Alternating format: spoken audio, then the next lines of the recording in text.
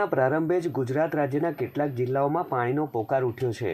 ત્યારે અમરેલી જિલ્લાના જાફરાબાદ તાલુકાના પીપળીકાંઠા વિસ્તારમાં પાણી નિયમિત ન મળતા મહિલાઓ રણચંડી બની હતી।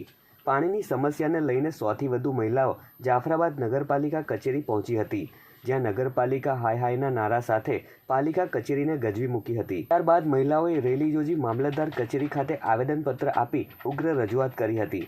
ત્યારે હાલ તો તાત્કાલિક ધોરણે પાણીની સમસ્યા હલ કરવામાં આવે તેવી મહિલાઓએ માંગ કરી છે। જો સમસ્યાનું નિરાકરણ નહીં આવે તો ગાંધી ચિંધ્યા માર્ગે આંદોલન કરવાની ચીમકી ઉચ્ચારવામાં આવી હતી।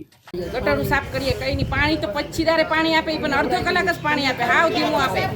અમને હાલમાં પાણી જરાય નથી અમારા ઘરમાં, ગટરો ભરાઈને બહાર નીકળે। અમીને 8 દાડે નળ જોઈએ। અમે પાણીનો પ્રશ્ન લઈને આવ્યા હતા। અવારનવાર અમારા ખારવા સમાજમાં પાણીનો પ્રશ્ન બહુ રહે છે। 20 થી 25 દાડે પાણી આવે છે, સફાઈ વેરો કોઈ કરતા નથી। ગંદકી, ઉકળા, ગટર આ બધાના પ્રશ્ન અવારનવાર રહે છે। રજૂઆત કરવાથી મામલતદાર સાહેબને, ચીફ ઓફિસર સાહેબને અવારનવાર રજૂઆત કરવાથી કોઈ આવતા નથી, સફાઈ કરતા નથી ને પાણીનો પ્રશ્ન અવારનવાર રહે છે। બાદમાં રજૂઆત કરવાથી મામલતદાર સાહેબને ને નગરપાલિકા સાહેબને કરવા આવ્યા હતા।